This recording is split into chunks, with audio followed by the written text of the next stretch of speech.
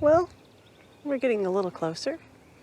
On the plus side, we have our boat with us. The challenge is this is not our truck. We weren't originally going to even post this, but we thought it'd be good to be transparent with the problems that we're experiencing right now, and thought we should share. Well, first of all, on our trip back from Oregon, we ran into some vibration issues with the truck. Kept getting progressively worse, so we took it to the dealership. Found out that the axle was out of spec. It had a severe wobble, particularly on the driver's side. So they had to replace the axle. It took a week or so to get it from Mexico. So, we kind of bit that.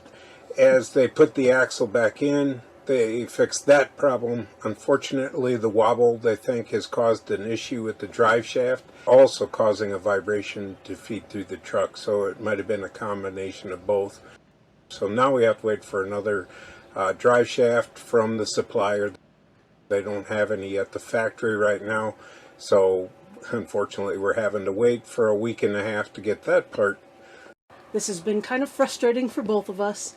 We were planning on being on the road by now. On the plus side, the dealer that we're working with has loaned us a vehicle during this time, which has been very helpful. So again, not a great situation, but I think it's as good as it can be right now.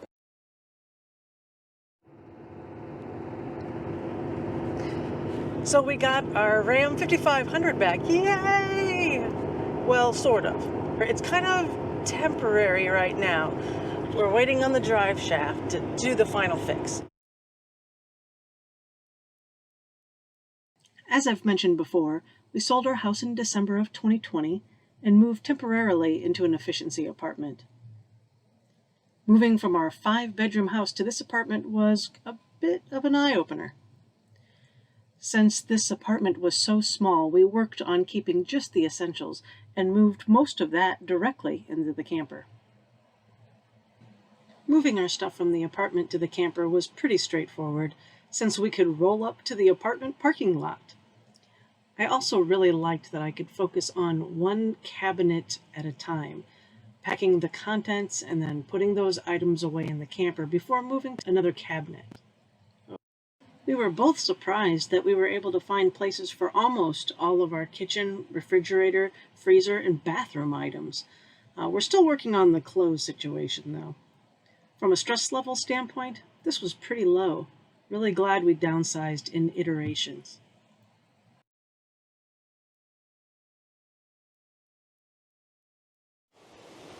Well, Gary and I are at a park not far from our apartment. That gives us a little bit of time to do a shakedown, see what we're missing, what do we need to fix, and so on.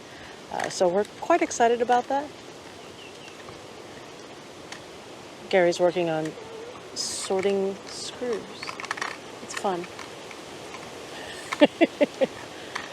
We are also working on organization in the camper and in the truck.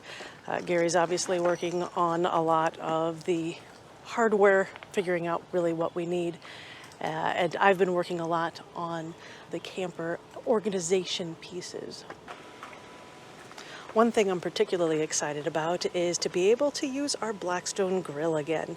We've been living in an apartment for the past 6 months. We tend to set the alarm off every other dinner.